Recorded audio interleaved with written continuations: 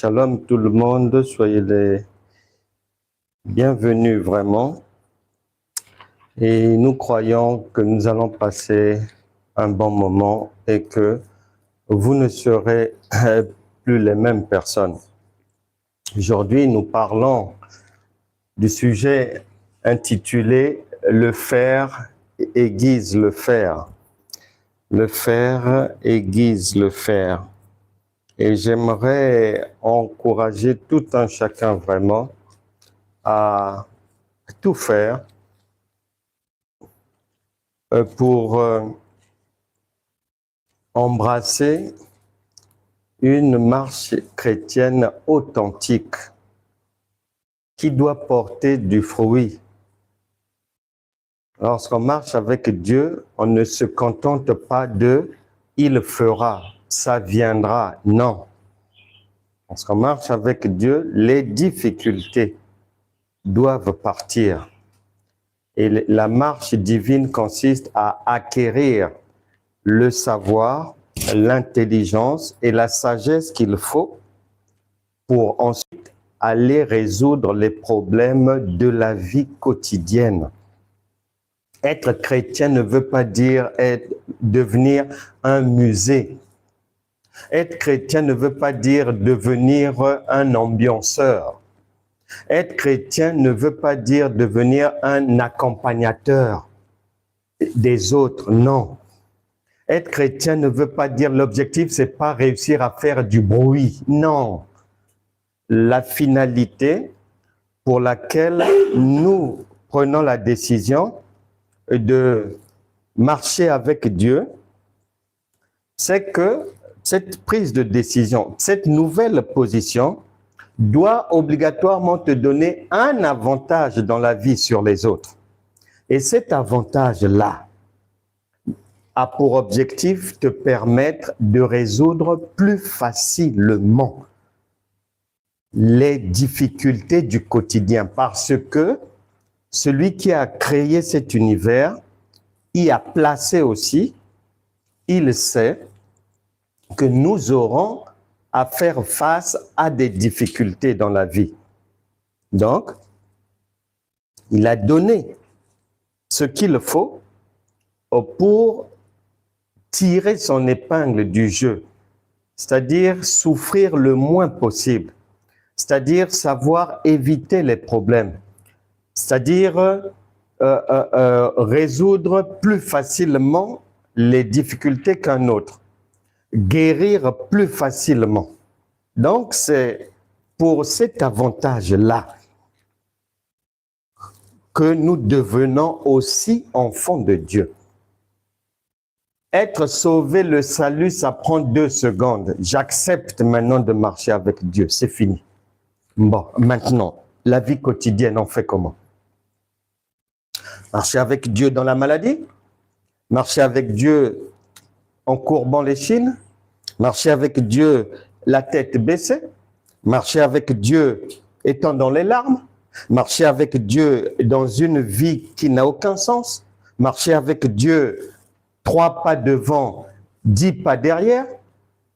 Non. Matthieu chapitre 11, verset 28, « Venez à moi, vous tous, qui êtes fatigués et chargés, et je vous donnerai du repos. » Donc, la vie chrétienne est un repos. La vie chrétienne, c'est pour le repos. C'est pas pour la souffrance. C'est pas pour souffrir. C'est pas pour gémir. Non. Donc, lorsque quelqu'un ne comprend pas déjà dès le départ ce que veut dire devenir enfant de Dieu et la finalité de ce que cela implique, eh bien, on sera en échec parce que Osée chapitre 4, verset 6, persiste et signe, mon peuple périt, c'est-à-dire échoue, n'y arrive pas. Faute de connaissance. Et nous sommes là pour permettre à tout un chacun d'emmagasiner de la connaissance parce que n'oublie jamais que celui qui a créé cet univers, il a mis les choses en branle de manière cyclique. Une saison en remplace une autre. Un enfant de 4 ans, obligatoirement, il doit aller à 5 ans. Une connaissance de 2007, ce que tu connais en 2007, ne doit pas être la même connaissance qu'en 2008. Donc, tout est mouvement, tout est changement. Dans la pensée du Créateur, l'homme n'est pas appelé à faire les mêmes choses, les mêmes prières, les mêmes tournées en rang, les mêmes. Non, non, non, non, non, non, non, ça c'est la mort.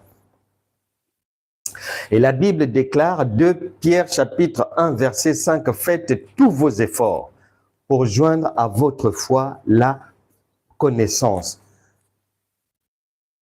La vie humaine a un début dans la chair et une fin. Tu ne vivras pas 632 ans, non. Tu ne feras pas 930 ans comme Noé ici sur terre, non. La Bible déclare que pour les plus robustes, on a mis 80. Moïse atteint 120. Donc quand tu atteins déjà 80, c'est une grâce. Maintenant, n'attends pas d'avoir 79 ans pour comprendre la révélation divine. Mais non. N'attends pas la marche chrétienne, le salut, la guérison, la délivrance, les grâces divines sont individuelles. Elles ne dépendent pas d'un lieu donné, d'une appartenance à une église, non. Elles ne dépendent pas parce que tu es là-bas, parce qu'il y a les gens de ta famille, non. La délivrance, la grâce divine ne dépend pas parce que je connais tel frère, donc je reste avec ces frères-là parce que tout le monde me sourit. Non. Si tout le monde me sourit et que dans mon cerveau, le cerveau est vide, il n'y a rien de Dieu, ou bien il n'y a que de la poubelle, mais je vais perdre mon temps. La vie va me passer sous le nez. Je vais souffrir. Et dans cette souffrance, finalement, puisque je vais me retrouver dans une association des personnes en échec, eh ben, la formule salvatrice est toute trouvée. Quand on va souffrir comme ça, là, ça ne marche pas. Là-bas, les enfants, les études, ça ne va pas. Un enfant est en échec scolaire. Là, l'autre, madame fait une fausse couche. Là, la voiture tombe en panne. Là, c'est un cancer. Là, c'est une... On va dire, ben voilà, la solution de facilité, le diable m'attaque. Voilà, Satan est derrière moi. Voilà, je dois combattre. Voilà, je dois livrer un combat spirituel. La Bible ne dit pas ça. La Bible dit, mon peuple périt faute de connaissance. Tu as intérêt à tourner tes regards vers la connaissance dont Dieu parle, pas les hommes, Dieu. Et je t'encourage vraiment à grandir dans la connaissance et à lire. Nous écrivons pour vous parce que ici on ne peut pas tout dire, ça prend du temps. On ne peut pas, on est tout le temps en train de courir après la montre. Donc nous écrivons pour mettre à votre disposition les détails, la profondeur divine. Et je t'encourage à te procurer des ouvrages écrits par moi-même comme Le chrétien égale étranger et voyageur destiné à ne pas souffrir, parce que la plupart des chrétiens pensent que lorsqu'on devient chrétien, c'est pour souffrir. Non. Dieu te dit non. Et va vérifier ici. C'est dans les librairies, sur Internet, ceux qui sont à La Réunion, librairie autrement à Saint-Pierre, à Saint-Denis et les espaces Leclerc culturels. De même pour ainsi est la foi. J'ai dit, vous êtes des dieux. Autopsie de la foi. Parce que bien souvent, ce que la plupart des chrétiens appellent la foi, ça c'est la foi selon les hommes, mais pas selon Dieu. Et Jésus nous a dit, en Matthieu chapitre 7, versets 13 et 14, qu'une infime minorité pourront prendre le bon chemin, mais la large majorité prendra le boulevard de la perdition. Parce que Jésus dit encore, Matthieu chapitre 22, verset 29, vous êtes dans l'erreur parce que vous ne comprenez ni les Écritures, ni la puissance de Dieu. Donc, il faut sortir des erreurs, il faut sortir des approximations, il faut sortir de l'ignorance pendant qu'il est encore temps. La montre tourne. La vie nouvelle. Donc, vous pouvez aussi vous procurer cet ouvrage. Et enfin, le dernier bébé, échographie du mariage. Voilà. Disponible. Vous pouvez vous procurer cet ouvrage et il vous bénira. Alors, entrons maintenant dans le vif de notre sujet. C'est cours niveau deuxième année. Parce que vous êtes censé ne pas ignorer que pour nous, lorsqu'on a vérifié dans les Écritures, on s'est rendu compte que dans la pensée de Dieu, l'Église ne fonctionne pas comme elle nous a été présentée et elle fonctionne dans ce monde. Non, dans la pensée de Dieu, pour que l'enseignement divin, pour que quelqu'un comprenne cela, il faut s'asseoir. Jésus a demandé de mettre les gens, les faire asseoir par rangée pour les enseigner, pour leur donner la nourriture, les enseigner. Si on mélange tout le monde, ça ne marchera pas. Raison pour laquelle nous enseignons les cours de niveau première année, deuxième année et bientôt on attaque troisième année. C'est le cours 485. Septième chapitre, cinquième cours du chapitre 7, intitulé « Le fer aiguise le fer ». Tiré de Proverbes, chapitre 27, verset 17. On y arrivera là-bas bientôt. Le fer, définition, parce que le roi dans Daniel chapitre 2, il a demandé aux gens, aux intelligents, aux sages, de lui rappeler le songe et de lui donner l'explication. Le songe, c'est l'écriture. C'est-à-dire que pour que tu rappelles au roi l'écriture et que tu lui en donnes l'interprétation, c'est-à-dire toi-même que tu comprennes ce que Dieu dit, il faut d'abord que le songe qui est le verset biblique, que tu le lises d'abord bien, que tu le comprennes d'abord humainement, simplement d'abord. Raison pour laquelle je te conseille, quand tu lis la Bible, d'avoir un œil comme point de départ sur le dictionnaire. Tu as ça sur ton téléphone, Google, ceci, cela, ça va t'aider.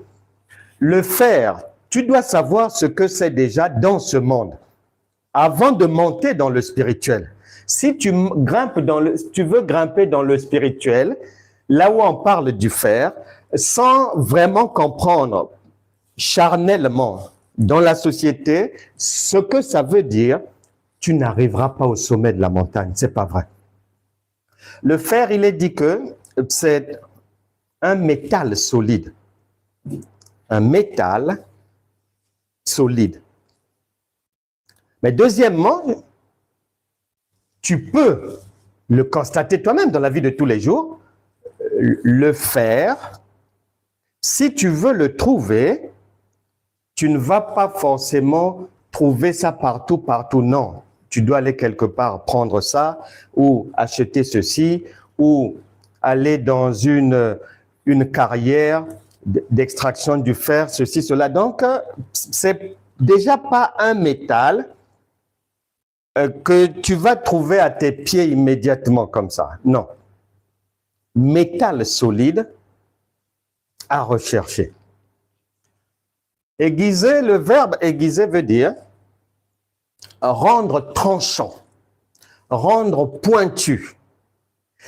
Ça veut aussi dire affiner, perfectionner, améliorer. Donc, le fer aiguise le fer.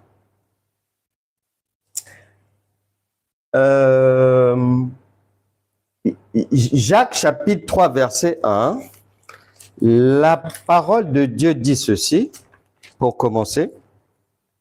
Mes frères, ne soyez pas nombreux à assumer le ministère de l'enseignement. J'aime bien rappeler cela, parce qu'on a souvent été dans l'ignorance, en pensant que n'importe où quelqu'un parle de Dieu, Dieu est là. N'importe où on chante ou bien on met le nom de Dieu dedans, c'est que c'est avec l'autorisation de Dieu. N'importe où c'est écrit église, c'est que Dieu est là. N'importe quelle personne qui est appelée pasteur, bishop, apôtre et tout, docteur, on pense que oui, ça vient de Dieu. Ici, on dit non. Non, non, non, non. On dit non parce que Dieu n'envoie pas beaucoup de personnes enseigner. Parce qu'il y a des conditions, il y a des critères à remplir. Parce que celui qui enseigne ne doit pas enseigner la mort, mais la vie. Et la Bible déclare dans Éphésiens chapitre 3, versets 3 à 5, il est dit ceci. Ce qui était resté caché, il me l'a dévoilé par des révélations spéciales. Tu entends? Ce qui est caché, il révèle par des révélations spéciales.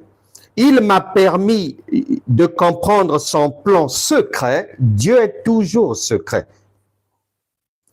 Je viens de vous le résumer en quelques mots.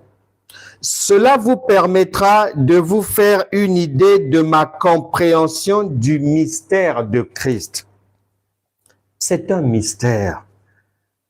Mais quand tu sors dans la rue, quand tu vois le nombre d'églises, quand tu vois ce que les gens chantent, ce que les gens racontent, ce que les gens, soi-disant, prêchent, tu as l'impression que non, la parole, c'est pas un mystère. Non, c'est un véritable casse-tête, c'est un mystère.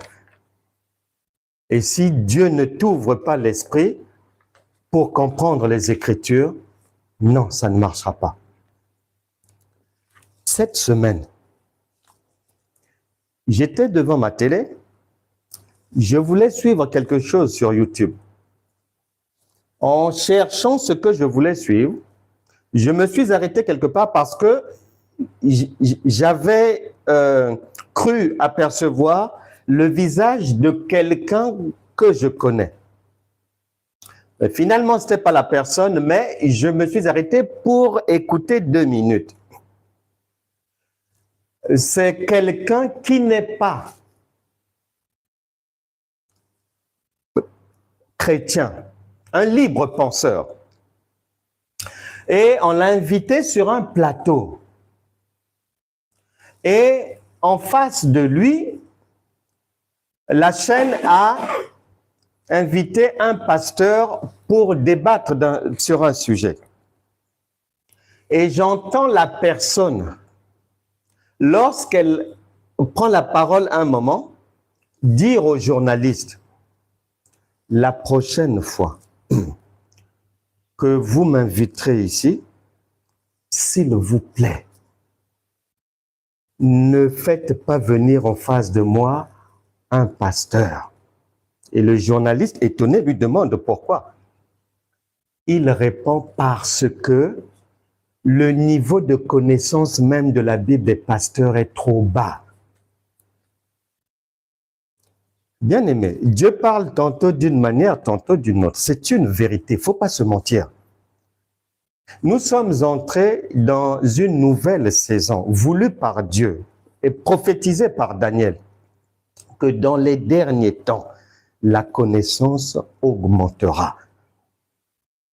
Le temps de l'immobilisme ou du tourner en rond ou de faire les mêmes choses, c'est fini ça.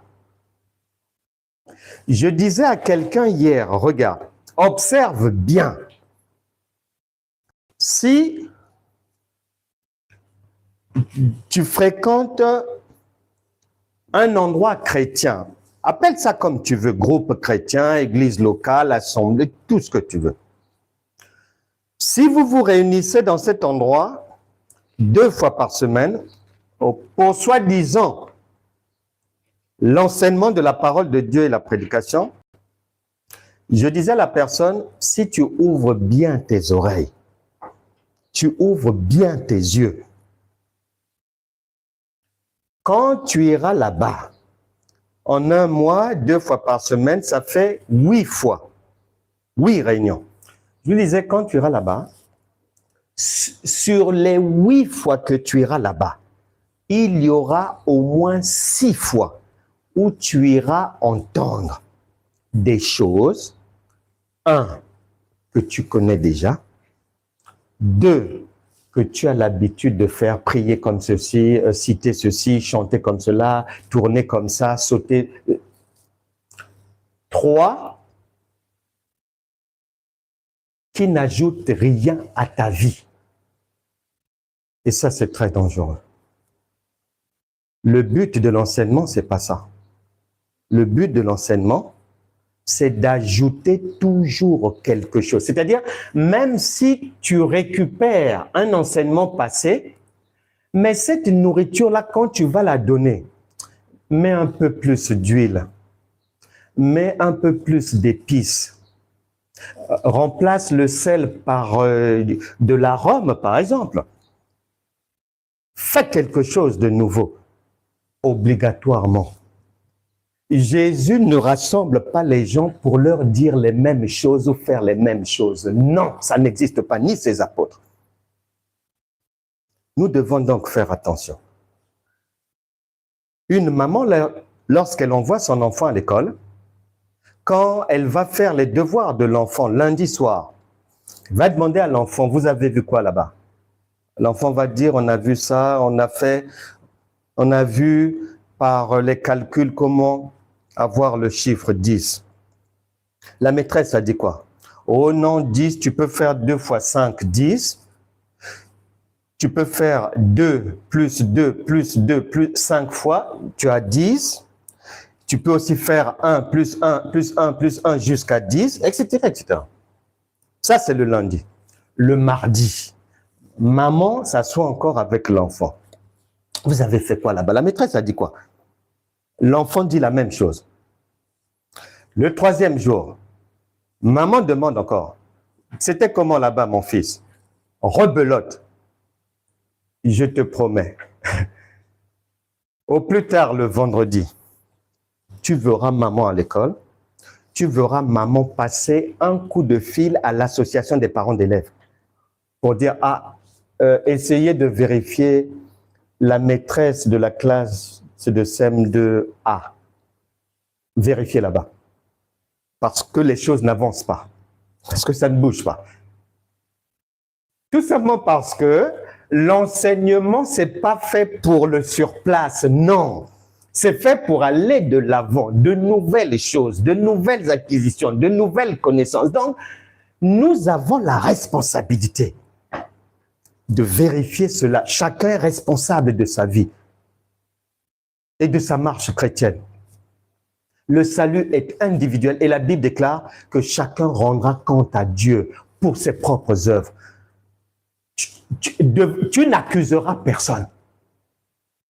Oh non, je ne savais pas, dans notre église, on ne nous avait pas enseigné. Non, non, non, non. Dieu vient t'enseigner de plusieurs manières. Il n'y aura pas d'excuses. Oh non, voyez, mais je suis resté paralysé parce que, mais je ne savais pas que je pouvais guérir par la foi. Et dans notre église, on nous avait... Non, non, non, non. Tu n'auras pas à accuser ton pasteur. Hein. Tu es responsable de ta propre vie. On a marre de trouver des boucs émissaires. Nous parlons de le faire Église, le faire. Bien souvent, dans la vie, ça n'avance pas. Tu fais ça, ça ne marche pas. Tu fais ça, ça ne marche pas. Nous allons voir aujourd'hui pourquoi un homme va nous aider. Il y a un philosophe français, René Descartes. Il a vécu environ 54 ans, mais dans les siècles passés, ce René Descartes-là, lui, mais comme toi, il avait un cerveau. Et Dieu a donné le cerveau pour réfléchir. La Bible déclare, celui qui réfléchit sur les choses trouve le bonheur. À un moment donné, il s'est posé la question, comment ça se fait que les gens se trompent et se trompent souvent? Pourquoi? Et ça a fait l'objet de ses études, de ses recherches. Pourquoi les gens se trompent? Et il a trouvé deux choses, deux causes. La première cause, première raison, si tu veux faire quelque chose, si tu veux aller dans une direction, si tu veux devenir chrétien, par exemple, marcher avec Dieu, tu as intérêt à bien vérifier qui est Dieu. Tu as intérêt à bien vérifier, je m'engage dans quelle histoire? Quels sont mes droits dans cette histoire? Quels sont mes devoirs dans cette histoire? Ai-je des armes? Ce sont lesquelles? Est-ce des armes anciennes ou des armes neuves, sophistiquées? Puis-je les mélanger ou pas? Est-ce que ce sont des armes charnelles ou spirituelles? Tu as intérêt. Nous, quand on est venu au Seigneur, on est venu dans la légèreté, dans le carnaval. C'était olé, olé. Ah, on était dans la joie comme ça, là. Ah, Dieu, Dieu, Dieu avec nous. On a le Saint-Esprit, ceci, cela. Mais on s'est rendu compte au fur et à mesure qu'on était rempli d'ignorance. Donc, pour René Descartes, qui nous a aidés, il dit que, tu dois bien savoir l'autoroute que tu prends là. Qu'est-ce qui t'attend devant là-bas? Malheureusement, déjà là, sur ce point-là, beaucoup de chrétiens sont déjà hors route, dans le bac à sable déjà. Et deuxième point très important, et il en a fait un livre, il a mis ça dans un livre, le discours de la méthode. Il a trouvé que les gens se trompent parce que pour résoudre leurs problèmes, souvent la méthode qu'ils emploient n'est pas la bonne. Et nous sommes là pour vérifier ces choses nous aussi.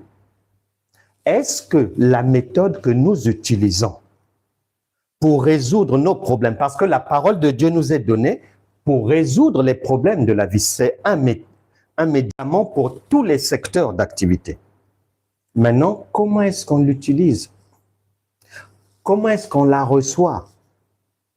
La Bible déclare, Jean chapitre 1, verset 12, « À tous ceux qui l'ont reçu, la parole, et qui ont cru, elle a donné le pouvoir de devenir enfants de Dieu. » C'est-à-dire de voir tous ces problèmes être réglés. Maintenant, chez toi, si tu dis que tu as reçu la parole, si tu dis que tu es enfant de Dieu, ça veut dire Dieu. Mais comment les problèmes te résistent? Comment les problèmes injurient ta vie? Comment Satan crache même sur toi? Comment?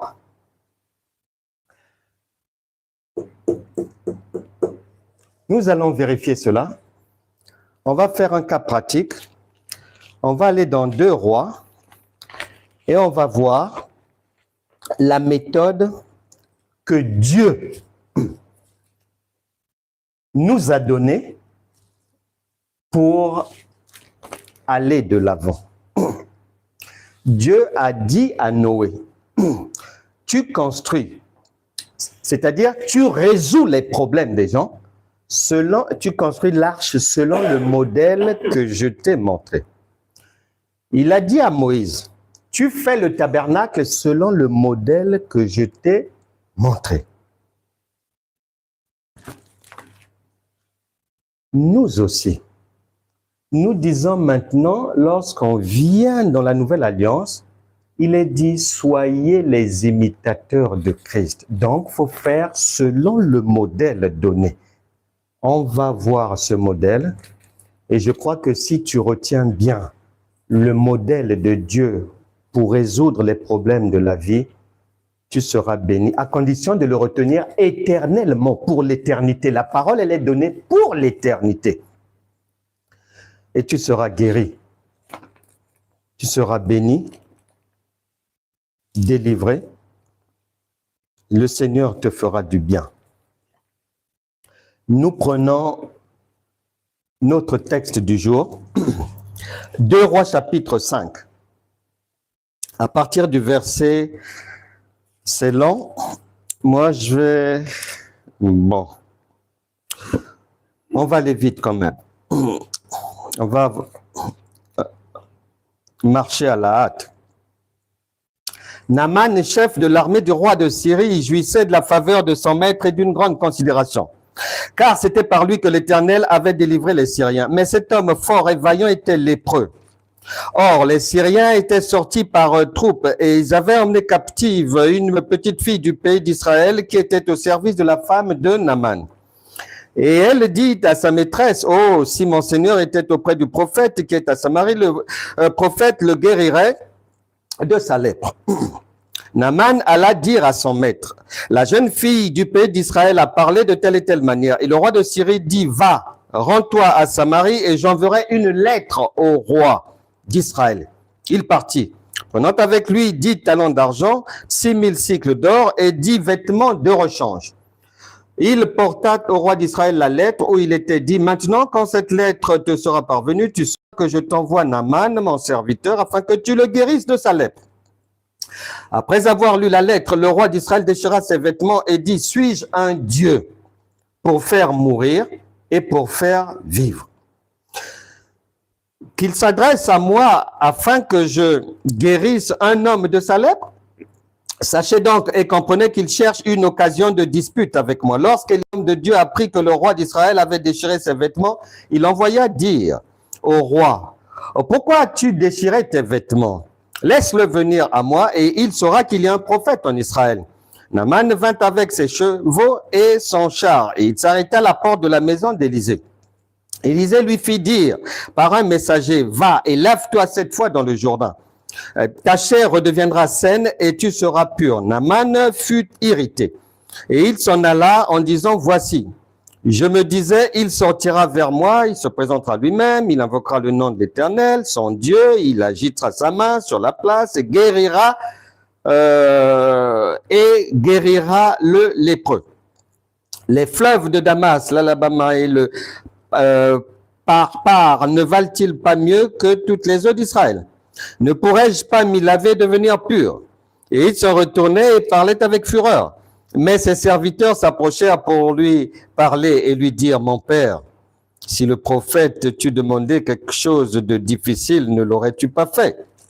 À combien plus dois-tu faire ce qu'il t'a dit? Lave-toi et tu seras pur. » Il descendit alors et plongea 7 fois dans le Jourdain selon la parole de l'homme de Dieu et sa chair redevint comme la chair d'un jeune enfant et il fut pur. Naaman retourna vers l'homme de Dieu. Avec toute sa suite, lorsqu'il fut arrivé, se présenta devant lui, etc. Nous courons. Vous lirez jusqu'à la fin lorsque vous aurez le temps. Bien-aimés dans le Seigneur, on parle de la méthode divine.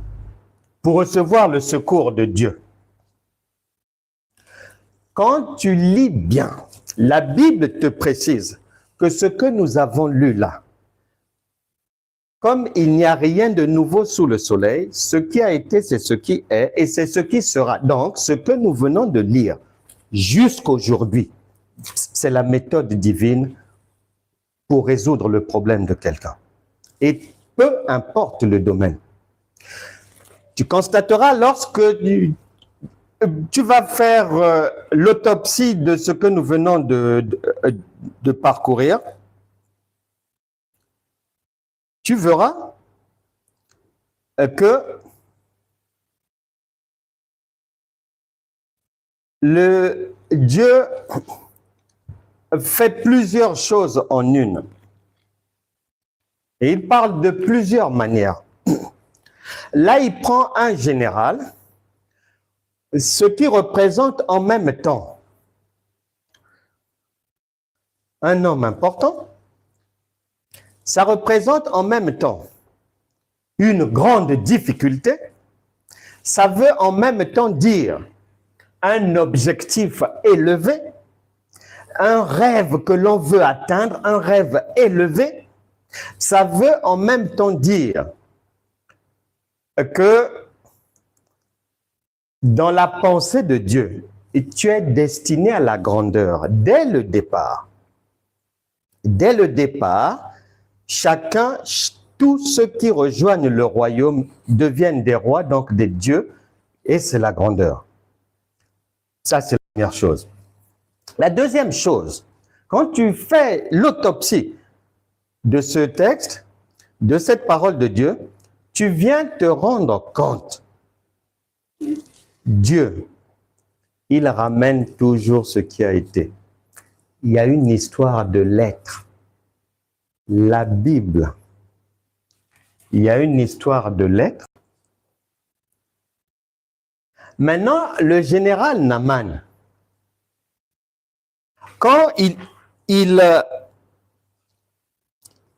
va, déjà, il ne savait pas que son secours pouvait venir de la part d'une parole venant d'une esclave.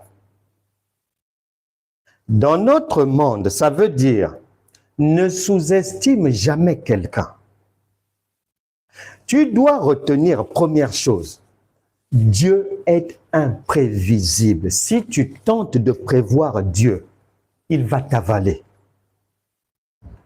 La Bible déclare, premier point, Luc chapitre 17, versets 20 à 21, Dieu, le royaume de Dieu, le secours de Dieu, la solution à ton problème va venir. C'est-à-dire, ça ne vient pas de manière à éblouir les regards. C'est pas quelque chose que j'ai un problème. Et je me dis, mais comme on faisait avant, ce problème-là, il mérite 3 jours de jeûne. Je rentre en jeûne et prière 3 jours. Mais tellement que c'est un problème qui s'est répété. L'autre fois, le jeûne que j'avais fait, je prenais de l'eau quand même la journée. Là, comme le problème s'est amplifié, je supprime l'eau, je fais un jeûne à sec 3 jours et après le jeûne, Dieu va se glorifier. Dieu ne se glorifiera pas, le problème ne partira pas parce que tu fais des mathématiques des hommes avec Dieu, tu prévois, on ne prévoit pas. Le royaume de Dieu, la solution à ton problème, ne va pas venir comme toi tu penses, non. Même si tu pries, même si tu jeûnes, même si tu donnes l'argent, à partir du moment où dans ton cerveau tu vas te dire « je fais ceci pour avoir cela », zéro. Tu recevras une gifle de Dieu à la fin. Et le problème va même s'empirer. Le Saint-Esprit va empirer ça.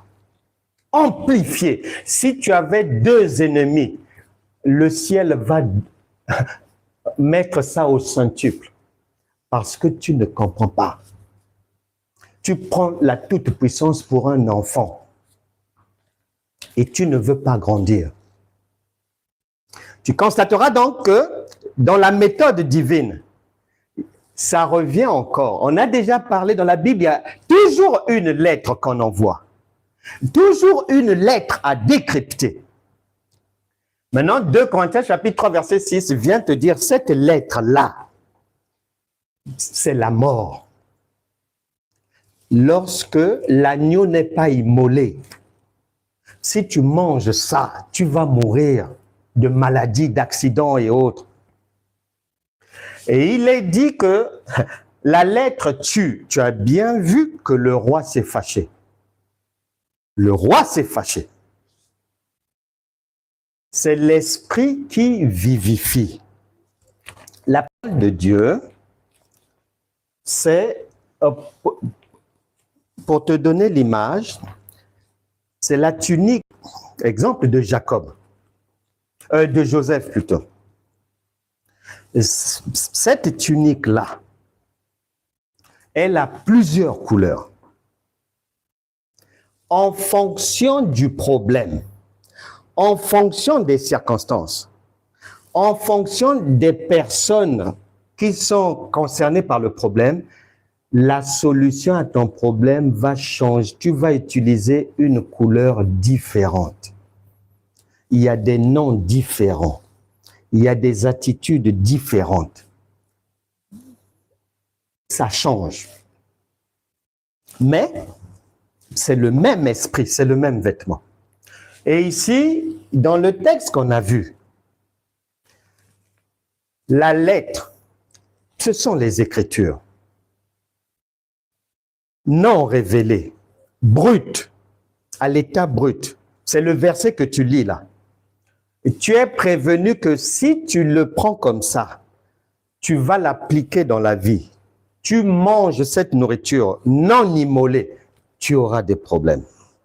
Le lion va te dévorer. Et le général Naaman, il s'est retrouvé en difficulté parce que le roi, qui est l'image du lion, qui est l'écriture, s'est fâché pour dévorer. Il va avoir son salut de la part du prophète Élisée. Le prophète Élisée, qui a aussi la couleur du Saint-Esprit, c'est-à-dire, c'est lui qui va interpréter la lettre en disant au roi, non, ça ne relève pas de toi, ce n'est pas une injure, ne comprends pas ça comme ça. En fait, c'est pour que tu me l'envoies, pour que je donne la solution à son problème. Donc, il a fallu que le prophète Élisée, qui représente le Saint-Esprit dans une autre couleur, et qu'il puisse interpréter la lettre. Parce que tu es prévenu que si la lettre n'est pas interprétée, c'est la mort. Ta vie ne marchera pas. Si tu prends les versets bibliques comme ça, parce que c'est écrit « Aimez-vous les uns les autres » et tu vas manger dans toutes les maisons du monde. Il y a une maison où tu risques de manger du poison. Attention. Et il y a beaucoup de gens qui sont morts comme ça. Ne sachant pas que l'adversité, ils ont essayé d'avoir la personne comme ça, ils n'y sont pas arrivés. Ils ont essayé comme ça, ils n'y sont pas arrivés. Mais quelqu'un est venu dire, oh, il aime manger, invitez-le seulement quelque part. Le Saint-Esprit, qui est représenté par le prophète Élisée, Jean chapitre 14, verset 26, lorsque le consolateur, l'Esprit de vérité viendra, il vous enseignera toutes choses. C'est son rôle. Le rôle de l'Esprit de Dieu. Et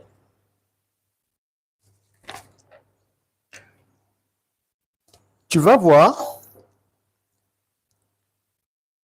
que celui qui a la parole, qui porte la lettre, le général, bien qu'il soit d'un rang élevé dans la société, il était ignorant. Il ne connaissait pas les Écritures. Il ne pouvait pas interpréter la lettre. Il ne pouvait pas interpréter les Écritures. Et c'est le prophète Élisée qui a interprété cela. C'est normal que le prophète Élisée, qui est l'image de Christ, puisse interpréter, parce que Moïse avait déjà prophétisé qu'il y a un prophète qui viendra, vous l'écouterez celui-là. Et donc maintenant, dans l'ombre, dans l'ancien temps, il faut que le général Naaman maintenant écoute ce que le Saint-Esprit a à lui dire, ce que Dieu a à lui donner comme solution. Maintenant, tu vas constater, en général, les gens, ils prévoient une ordonnance de prière. Le pasteur te dit, prie comme ceci, tant de jours, ceci, cela, mets l'huile là, ceci, cela. Il y a un programme de prière, il y a un programme de choses à faire pour résoudre une difficulté. Le général Naaman, selon les coutumes de la loi, lui, il se ramène là-bas avec d'abord des cadeaux dignes de la loi. Donc lui, il va appliquer une méthode en fonction de ce qui se fait dans sa société et de ce qu'il connaît. Tu ne peux pas faire ce que tu ne connais pas. Donc, il se ramène là-bas avec sa cavalerie, avec des présents et tout, etc., etc. Dans sa société, lorsque quelqu'un a un problème, dans la loi, dans nos sociétés, quand il va venir te voir, tu vas le recevoir physiquement. Quand tu vas chez le médecin, tu veux être guéri, on te reçoit physiquement. Maintenant, le général, il est étonné de constater que ça ne se passe pas comme il avait prévu. Ma sœur, mon frère, arrête de prévoir Dieu, sinon tu vas continuer à souffrir. On ne calcule pas Dieu, on cherche par les enseignements à recevoir la révélation divine, la lumière. Cette lumière-là, quand elle vient en toi, quand elle s'amplifie, c'est l'onction qui va chasser de ta vie sans que tu n'aies besoin de voir physiquement toutes les mauvaises choses. Mais nous marchons dans des traditions. Marc chapitre 7, versets 7 à 9. Donc, Naaman a marché comme... Il n'y a rien de nouveau sous le soleil, comme les chrétiens marchent aujourd'hui, par des traditions, par des coutumes. Marc chapitre 7, versets 7 à 9. 2 Pierre chapitre 1, verset 20. 1 Pierre chapitre 1, verset 8. Des vieilles manières de vivre, héritées de vos pères. C'est ça. On t'avait appris que quand il y a un problème, on t'a appris ça en 2004. Le jeûne. Tu jeûnes comme ceci, il y a un problème, jeûne comme ceci. En 2005, on vient d'informer que, ah non, non, non, il n'y a pas que le jeûne de 3 jours, il y a le jeûne de 7 jours. 2005, tu es dans le jeûne de 7 jours.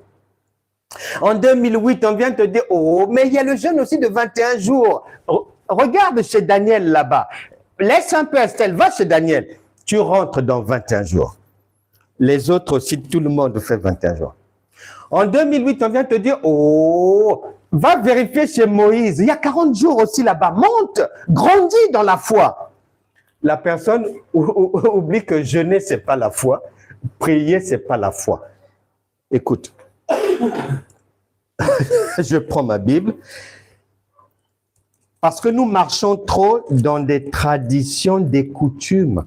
Les gens reprennent des hérésies. Les gens reprennent les choses de la loi matin, midi, soir. Les gens sont chrétiens, ils marchent avec un Dieu et ils veulent marcher avec Dieu en mettant leur cerveau en vacances. Ça ne marchera jamais. Ésaïe chapitre 58. Je n'entre pas dans les détails. Même les choses les plus simples à comprendre. Ici, dans ma Bible, au-dessus, la section de Ésaïe 58, au-dessus, c'est écrit noir sur blanc. Le vrai jeûne. Le vrai jeûne. Voici le jeûne auquel je prends plaisir. Détache les liens de la méchanceté, dénoue les liens de la servitude, renvoie libre les opprimés et que l'on rompe toute espèce de joug. Partage ton pain avec celui qui a faim et fais entrer dans ta maison les malheureux sans asile. Si tu vois un homme nu, couvre-le et ne te détourne pas de ton semblable. Alors ta lumière poindra comme l'aurore et ta guérison germera promptement. Ta justice marchera devant toi et la gloire de l'Éternel t'accompagnera. C'est intitulé le vrai jeûne. À partir de là, mais je vais comprendre que donc, si je trouve jeûne ailleurs, c'est que ce n'est plus le vrai jeûne de notre nouvelle alliance. C'est tout. Et moi, je reste dans le vrai jeûne. Je sors des coutumes, je sors des traditions. On m'a aidé, c'est-à-dire, si au moins ce n'était pas écrit le vrai jeûne, d'accord. Mais c'est écrit noir sur blanc, Ésaïe 58, le vrai jeûne, c'est là. Ce qui veut dire que tout ce que je vais trouver ailleurs là, Dieu ne peut pas mentir. Soit c'est droite, soit c'est gauche. Jésus a dit, on ne peut pas mélanger, on ne peut pas suivre deux chemins en même temps. Tu veux suivre le vrai jeûne. Et tu veux suivre un autre jeûne, mais appelle clairement l'autre jeûne un faux jeûne. C'est clair, il n'y a pas besoin de réfléchir là. Nous marchons dans des traditions, dans des coutumes, les mêmes prières, les mêmes jeûnes. Le culte commence de la même manière. Il faut chanter comme ceci, il faut jeûner comme cela, il faut sauter comme cela, etc., etc. Non. Dans la nouvelle alliance, le général Naaman ne savait pas, et toi aussi peut-être tu l'ignorais, que dans la nouvelle alliance, dans laquelle nous sommes entrés, dans laquelle nous ne marchons plus par la chair, plus par la vue, plus par les cinq sens, mais par l'esprit, c'est-à-dire la connaissance révélée, dans cette alliance-là, tu n'a pas besoin d'être au contact de celui qui va t'aider. Il n'y a pas de contact. Il n'y a pas de contact. Ça se passe d'une manière spirituelle. Ça fonctionne maintenant par la foi. La foi, ce n'est pas la loi. Romains chapitre 10, verset 4 nous dit bien que Jésus-Christ, que Christ est la fin de la loi.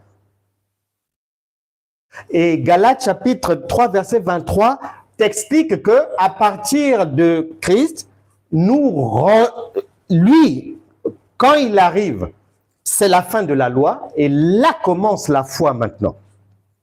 C'est bien expliqué. Donc à partir de là, comme l'un remplace l'autre, tu ne peux pas mélanger les deux.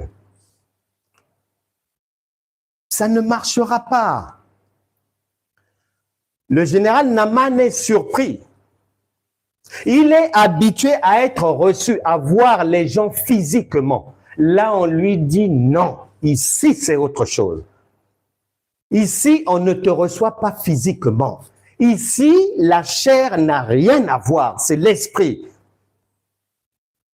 Marc chapitre 16, verset 17. Voici les miracles. C'est l'esprit qui va faire le miracle. Et Éphésiens chapitre 4, verset 12, le perfectionnement des saints. Et on donne la solution. Un envoyé vient dire au général, La solution, tu vas te jeter cette fois, le prophète a dit, dans le fleuve là-bas. Il se dit, oh. Lui était sur le niveau terrestre. Lui est charnel. Lui veut résoudre ses problèmes comme ça se fait dans la société, comme tout le monde le fait. Il est surpris de constater que la méthode utilisée pour lui venir en aide, un, il ne connaissait pas ça. Deux, il est étonné, déçu. Et quand tu lis, on dit que il va dire que je pensais, il allait me recevoir, il allait prendre ceci, il allait faire cela, il allait, comme les chrétiens font. Je pense que si je jeûne 3 jours, mon problème sera réglé. Je pense que si je donne tant d'argent, l'enfant sera guéri du diabète. Je pense que si je fais ça, je serai sauvé. Non. Ça, c'est la gaminerie. Ça sont les choses des enfants. Naaman était encore enfant sur le plan spirituel, sur le plan de la résolution des difficultés de la vie. Et là où on l'a envoyé, c'est chez les adultes. C'est notre alliance d'aujourd'hui. Et lui, quand on lui dit « va te jeter 7 fois », il pense à la piscine. Il pense aux rivières de chez lui. Il dit, mais oh, mais si c'était seulement ça, mais non, non, comment? Non. Il s'agit d'Éphésiens chapitre 5, verset 26. On est purifié par la parole de Dieu, qui te conduit à Éphésiens chapitre 4, verset 12, ton perfectionnement. Purifié par la parole de Dieu. Maintenant, cette parole de Dieu, je le dis et je le redis, nous on l'ignorait, la parole, c'est par niveau de compréhension. Les pasteurs, c'est par niveau de compréhension. Les églises, c'est par niveau. Les chrétiens, c'est par niveau. Parce qu'il y a des morts, église morte, chrétien mort, bien que respirant physiquement, mais spirituellement mort. Il y a des églises cimetières, il y a des tombeaux blanchis, il y a tout ça là. Il y a tout ça là. Maintenant, on lui dit que la parole, c'est par l'enseignement de la parole qu'il sera guéri, que son problème sera résolu. Maintenant, n'oublie pas, il est général. Donc, plus tu veux devenir important, plus, ma sœur, mon frère, tu as un projet important, plus tu as une grande ambition. Si jamais il y a des adversaires qui se lèvent, si jamais il y a un problème, ce problème, ces adversaires-là, ils seront aussi costauds que ton projet. Ils seront aussi costauds que ton niveau ou le niveau que tu veux atteindre. Maintenant, pour être vainqueur dans cette bataille-là, il te faut aussi des enseignements pointus. Pas les choses que dans les églises en général qu'on entend. Ce n'est pas des enseignements, c'est de l'encouragement, c'est de la morale, c'est de l'instruction civique où on met 2 versets ou 3. Non, ce n'est pas ça. Jésus arrive, Luc chapitre 5, à partir du verset 1. Ses disciples ont bossé toute la nuit.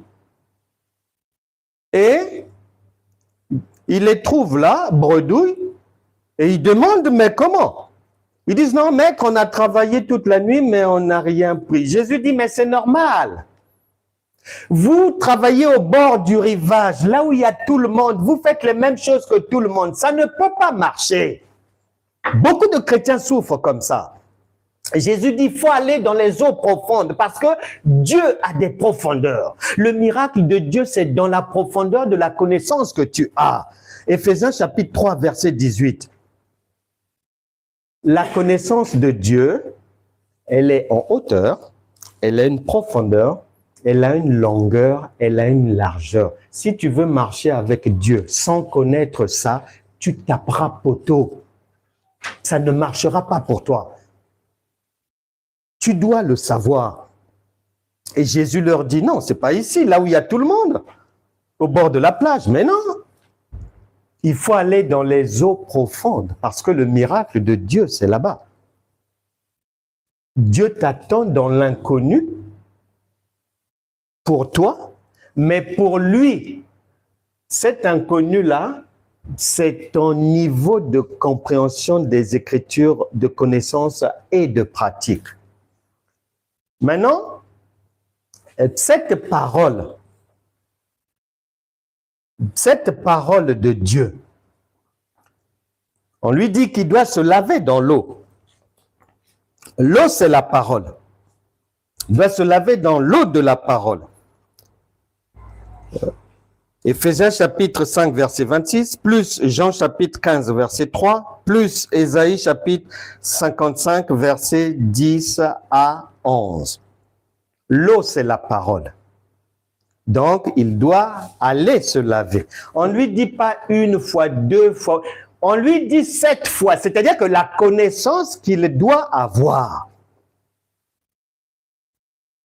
de la parole de Dieu, si tu veux faire de grandes choses, si tu veux aller loin, si tu veux étonner ton monde et ta génération, si tu veux viser haut, il te faudra une connaissance pointue. On lui a dit, la connaissance, là, les enseignements, là, l'eau de la parole, là, que tu dois recevoir, c'est pas du premier niveau, non, non, non, non. C'est pas après 2 enseignements, non, non, non, non, non, non. C'est pas après un cours, non, non, non. C'est pas après 3 cours, non, non, non, non, non, non, non. On lui dit, c'est pas en une fois, non, non, non, non, non, non, non. On lui dit en 7 fois. Chez Dieu, un jour, c'est 1000 ans. Et un jour, c'est aussi une année. Ça te donne une idée. On lui dit donc la parole. Maintenant, cette parole-là, il est dit, puisque c'est l'eau de la parole de Dieu, qui est Dieu, en Hébreux chapitre 4, il est dit ceci, Hébreux chapitre 4, verset 12, il est dit, parlons de la parole de Dieu, verset 12, puisqu'on a dit au général que toi, ta guérison, c'est par la parole seulement. Et une parole profonde, pas légère. On ne lui a pas dit va chanter, non. On ne lui a pas dit va danser, non. Hébreux chapitre 4, verset 12. Car la parole de Dieu est vivante et efficace, virgule, plus tranchante qu'une épée quelconque, à 2 tranchants. Elle a 2 tranchants, la parole. C'est une épée. Ici, on vient de dire c'est une épée. En Éphésiens chapitre 6, écoute maintenant, parlant toujours de cette parole, Éphésiens chapitre 6, verset 17. Prenez aussi le casque du salut et l'épée de l'esprit qui est la parole de Dieu. On vient confirmer, l'épée, c'est du métal. Mais ce métal-là, il n'est pas sous n'importe quelle forme.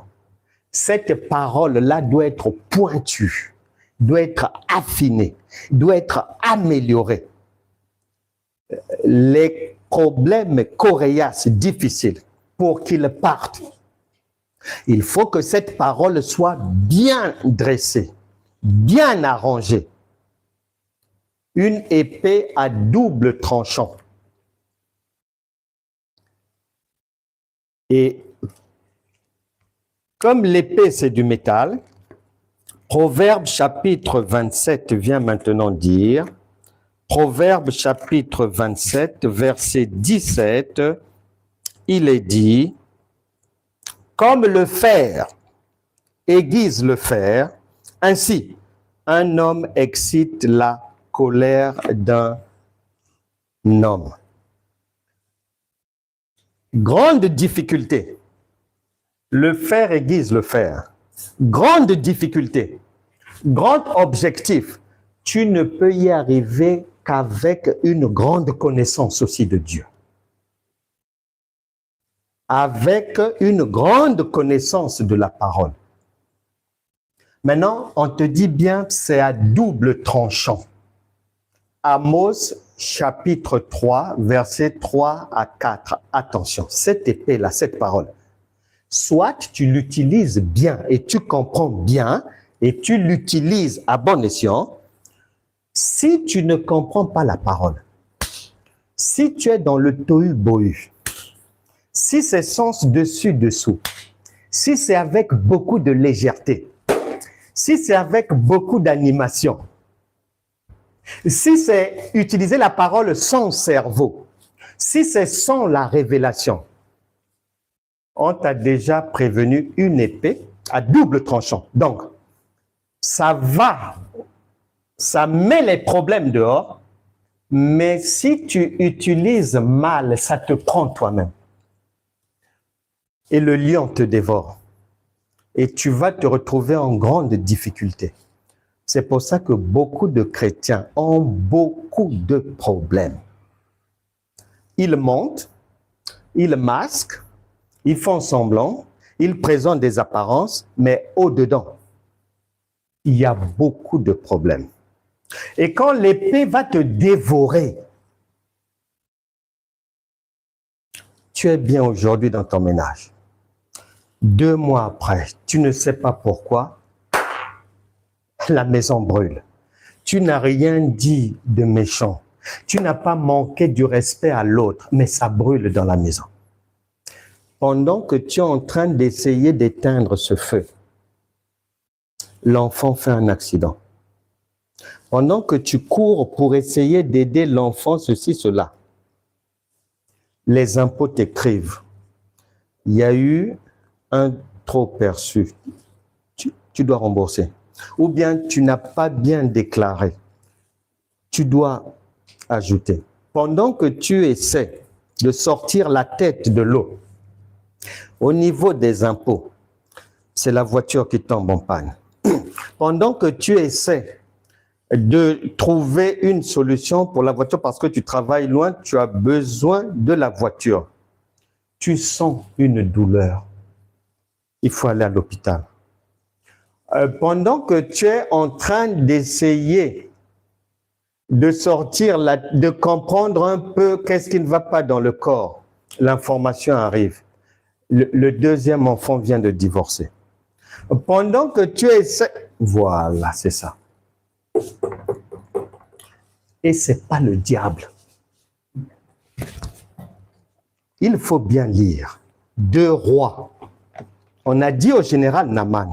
Donc Dieu te le dit aujourd'hui, puisqu'il n'y a rien de nouveau sous le soleil. 2 Rois chapitre 5, verset 7. Après avoir lu la lettre, le roi d'Israël déchira ses vêtements et dit, « Suis-je un Dieu pour faire mourir et pour faire vivre ?» Donc, le mal, le bien, le chef, c'est Dieu. Les situations difficiles par lesquelles tu passes, pose-toi des questions. Est-ce que tu utilises la bonne méthode? Est-ce que tu es dans l'ancienne méthode, la loi? Est-ce que tu ne mélanges pas les méthodes? Parce que si tu tentes de mélanger, c'est pareil, tu vas t'électrocuter. La vie sera électrocutée. Et dans ce monde, on dit « un homme averti en vaut 2 ». Tout le monde est prévenu. C'est écrit noir sur blanc. que les Écritures, la lettre, les versets bibliques là, sont un lion. Et il faut que tu comprennes le langage du lion. Il faut que tu saches dompter le lion comme Samson pour marcher avec lui. Sinon, il va te dévorer. Maintenant, si tu crois que c'est un lion du cinéma, parce que tes yeux ne le voient pas, ce sont les problèmes que tu vas vivre dans la vie qui vont te faire comprendre. Non, non, non, non. C'est un lion que les yeux ne voient pas, mais il est là, il est réel. Attention. Attention.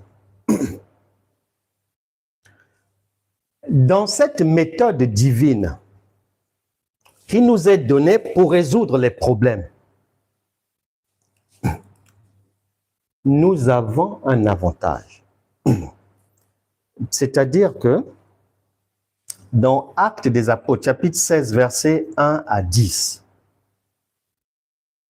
l'apôtre Paul et ses amis, 2 fois, l'Esprit de Dieu, ils ont préparé les choses, ils ont travaillé pour aller quelque part. À cette époque-là surtout, imagine-toi le nombre d'années que ça prenait pour préparer une expédition, une évangélisation. C'est pas comme toi aujourd'hui, tu sors devant ta rue là, tu évangélises. À cette époque-là, c'était pas comme ça. Donc, la préparation prenait beaucoup d'années. Et en plus, il faut préparer des pirogues, ceci, cela, il faut les construire. Et ça prenait beaucoup d'années. À 2 reprises, ils ont tapé poteau. Mais la Bible te dira, quand tu vas lire Actes des Apôtres, chapitre 16, 1 à 10, que c'est Dieu qui les a empêchés d'aller, qui les a empêchés de faire ça.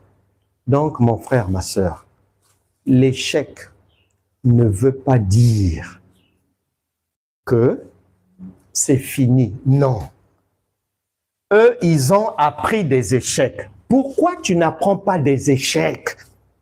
Pourquoi tu acceptes encore la solution de facilité? Ah, ma soeur, c'est pas grave. Dieu fera. Persévère seulement dans la prière. Ah, continue avec les jeunes, c'est-à-dire faux jeunes. Mais non! On a dit celui qui réfléchit sur les choses trouve le bonheur. Nous avons cet avantage. Lorsque ça ne marche pas, j'ai entendu un jour un philosophe dire que quand la difficulté dure longtemps, c'est qu'il y a une ignorance enlevée quelque part. Il faut le savoir. Même les païens le savent. Ils ont vu que non, non, non, non. J'essaie, non. J'essaie là, non. Je fais, non. Non, il s'assoit d'abord. Tu vois quelle méthode tu utilises. L'échec, ne vois pas ça que c'est Satan, le diable, ceci. Non, Dieu utilise ça pour te pousser à réfléchir, à faire travailler ton cerveau. Les autres l'ont fait ici, pourquoi pas toi? Ensuite, deuxième avantage que nous avons. Regarde le problème. 1 Corinthiens chapitre 16, versets 8 à 9. 1 Corinthiens chapitre 16, versets 8 à 9. Il est dit ceci.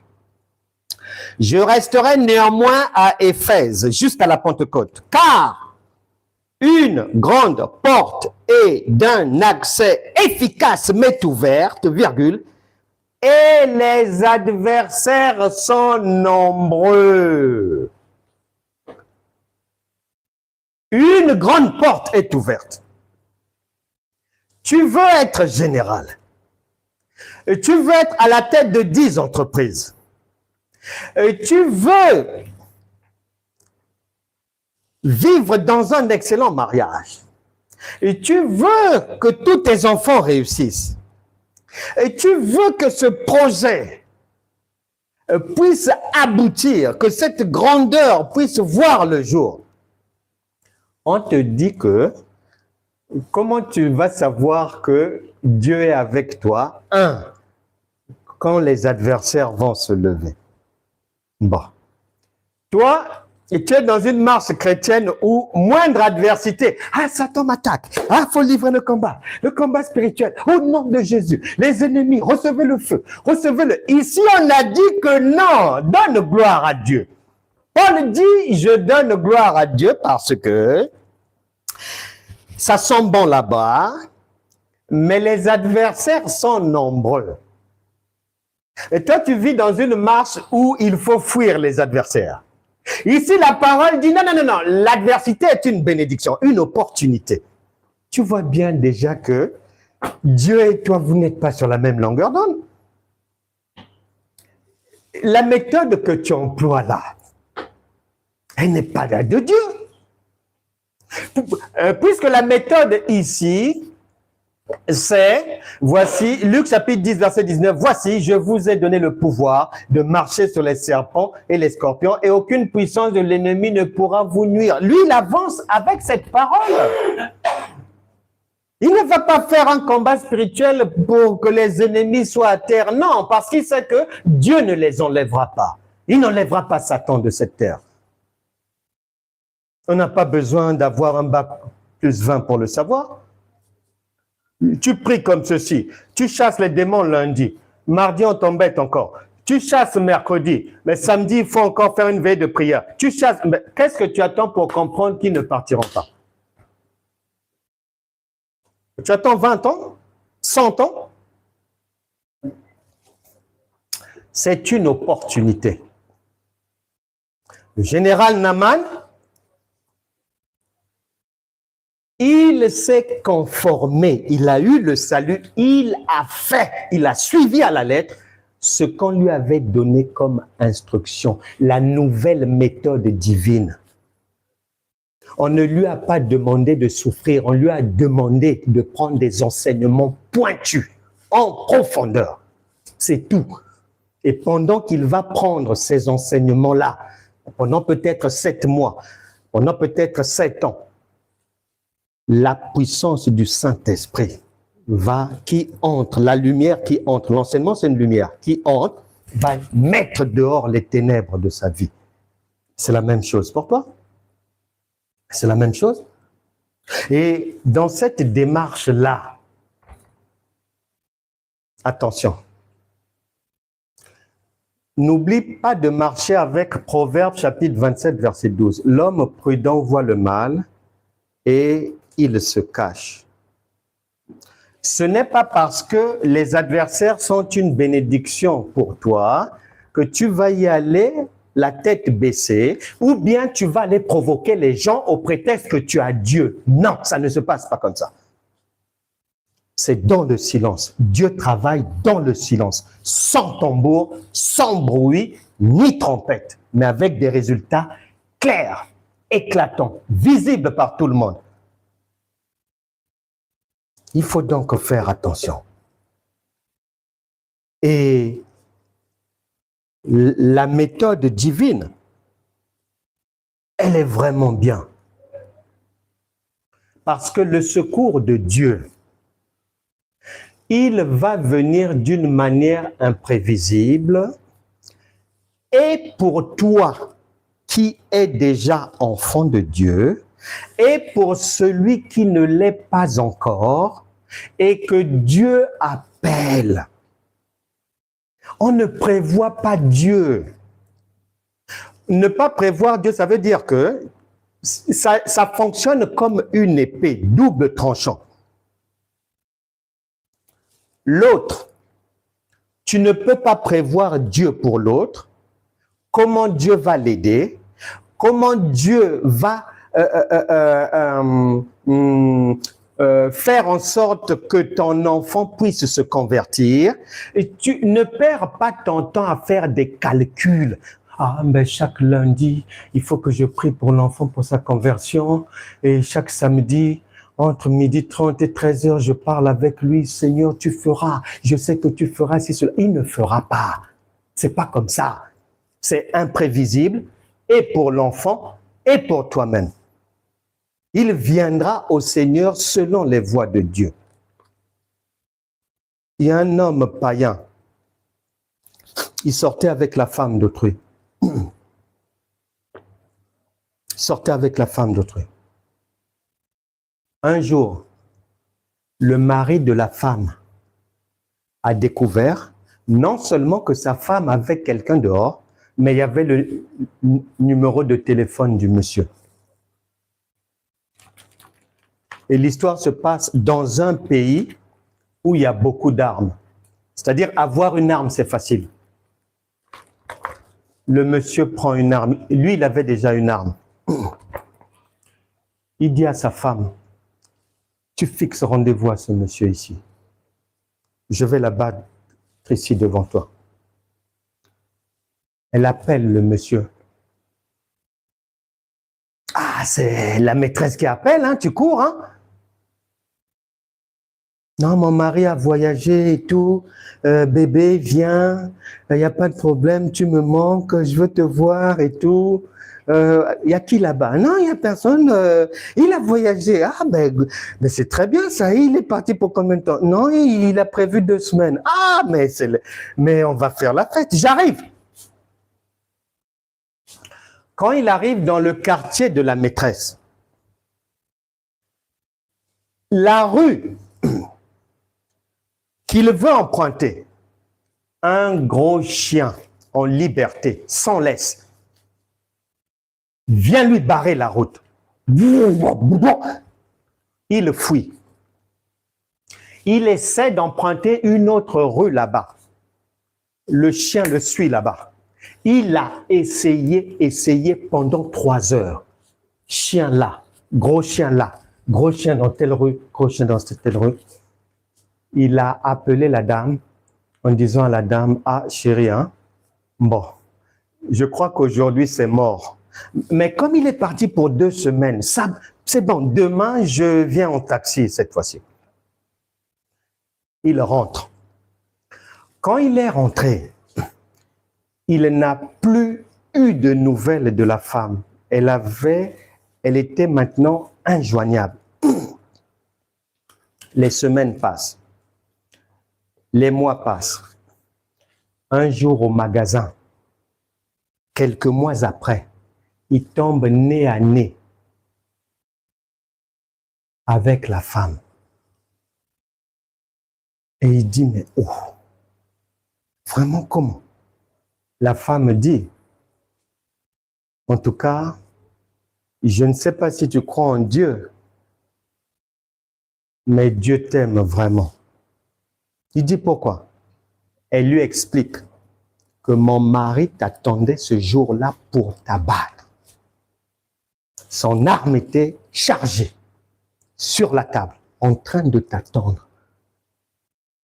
Il a réfléchi, il a dit, ah, Dieu l'a épargné par les chiens et tout. C'est comme ça qu'il s'est converti.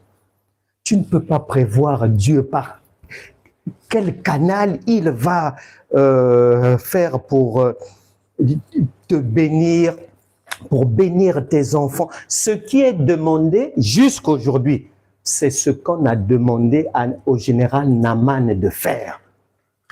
7 fois dans l'eau de la parole, de l'eau profonde, pas une fois, ou un enseignement léger comme ça. Non, non, non, non.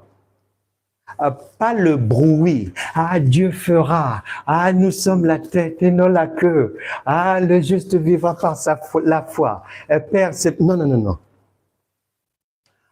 Pas des enseignements qui ne sont pas enseignements. Pas la lettre. Pas des choses non interprétées, c'est-à-dire une viande crue. Il faut que la viande, l'agneau soit immolé. Et quand le général a mangé cette nourriture, il a été guéri de la même manière que toi. Le Saint-Esprit voudrait te dire aussi, n'aie pas peur de l'adversité. Si tu veux aller loin, sache que ce que tu dois affronter sur la route, l'adversité doit être à la hauteur de tes ambitions. Mais là n'est pas le problème. Tu vas y arriver dans la mesure où toi aussi, ton fer, c'est-à-dire la parole que tu as, est de qualité, bien aiguisée. Le fer aiguise le fer.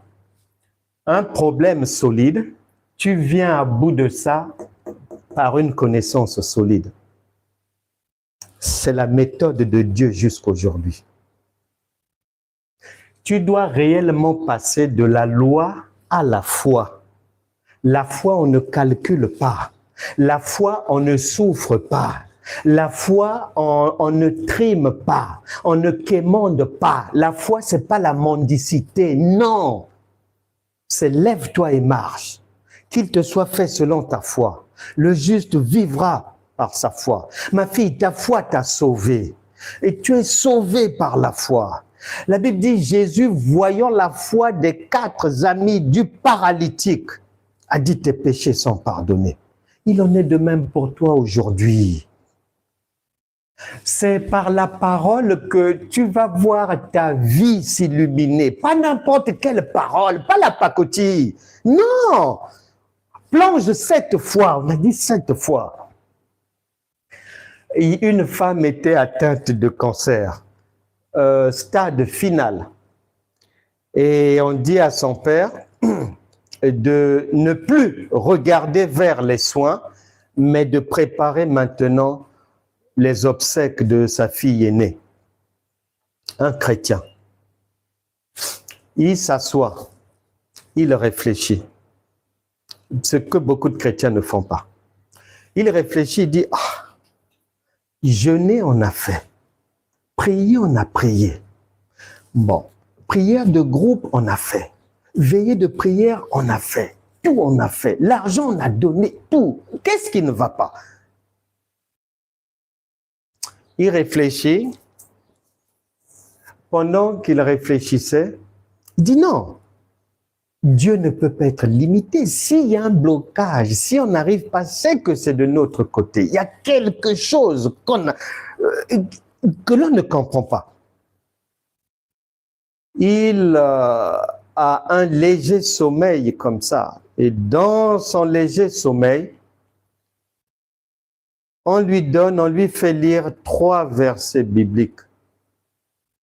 Il appelle les gens, il dit voilà, vous allez à l'hôpital, là où se trouve ma fille, elle était dans le coma.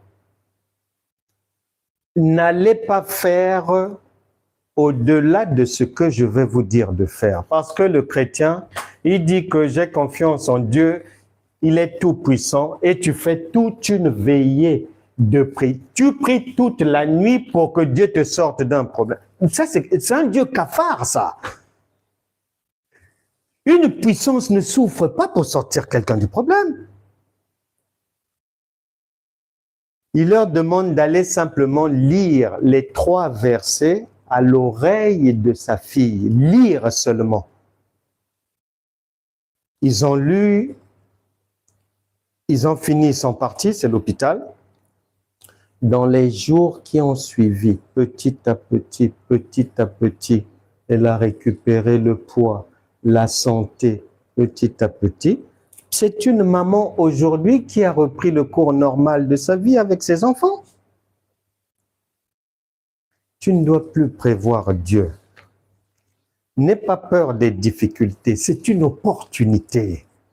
N'aie pas peur des problèmes. Le temps me manque là pour te faire comprendre que peu importe le mauvais songe que tu peux faire, que le songe soit bien ou qu'il fasse peur ou que tu vois qu'on te pourchasse ou ceci, cela, n'aie pas peur. Ce sont des langages de Dieu pour t'emmener à bon port. Le général a reçu le secours d'une manière surnaturelle, d'une manière qu'il n'avait pas prévue, sans avoir à faire des choses charnelles. Le général Naaman, on ne lui avait pas dit d'aller prier ou jeûner. Non, on lui avait dit d'entrer dans la parole. Et la Bible déclare qu'il n'y a rien de nouveau sous le soleil. Et la Bible nous met en garde contre l'égarement. La Bible, la parole de Dieu, Jésus nous met en garde contre la fausseté qui a gagné du terrain. Il est dit que même le diable, les ministres du diable se sont tous déguisés en anges de lumière. Le bon grain est là, la bonne parole. Mais il y a aussi l'ivraie qui est là. Ne confonds plus le bon grain avec l'ivraie. Peu importe les difficultés par lesquelles tu passes aujourd'hui, je suis convaincu que tu es non seulement au bout du tunnel, mais que ces problèmes-là t'emmènent à bon port, que tu vas réussir dans la vie. Tu n'as pas été programmé pour l'échec, ni tes enfants. Ce que le Saint-Esprit te demande, c'est de ne pas mélanger. On ne suit pas deux maîtres. On ne marche pas pied gauche par la chair et pied droit par l'esprit. Non. Si tu veux marcher avec Dieu, c'est 100% par l'esprit. C'est-à-dire sans apport de la chair, sans les vieilleries, sans aller au-delà de ce qui est donné comme instruction. Il te manquait une méthode.